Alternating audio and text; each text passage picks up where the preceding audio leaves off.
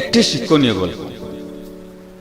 একবার এক রাজা তার 3 মন্ত্রীকে ডেকে বললেন, এই নাও তোমাদের একটা করে খালি বস্তা দিলাম। তোমাদের কাজ হবে বনে গিয়ে বিভিন্ন ফল কুড়িয়ে এই বস্তা ভরে নিয়ে আসবে। দেখি কে কত তাড়াতাড়ি বস্তা পূর্ণ করে নিয়ে আসতে পারে। 3 জন চলে গেল জঙ্গলে।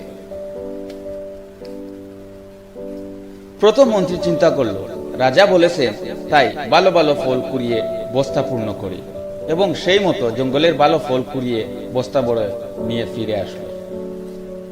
দ্বিতীয় মন্ত্রী চিন্তা করল, রাজা তো সব ফল দেখবেন না, তাই হাবিজাবি পচা ফল দিয়ে সে নিচের দিকে পূর্ণ করে উপরের দিকে শুধু কিছু ভালো ফল দিয়ে বস্তা পূর্ণ করল এবং ফিরে আসলো।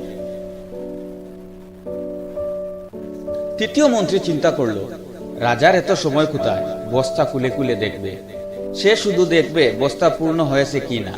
তাই সে জঙ্গলে মরা পাতা, ঘাস, কাঠ দিয়ে বস্তা পূর্ণ করে নিয়ে এল। 3 মন্ত্রী রাজার দরবারে হাজির। রাজা সবার বস্তা পূর্ণ দেখে খুশি হলেন। তিনি বস্তাগুলো খুলেও দেখলেন না।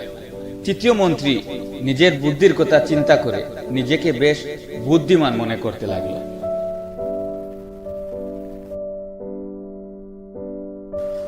একটু পর রাজা আলাপে বসলেন এবং বললেন, 3 মন্ত্রীকে 7 দিনের জন্য জেলে পাঠানো হোক এবং খাবার হিসাবে তাদের বস্তার খাবার দেওয়া হোক।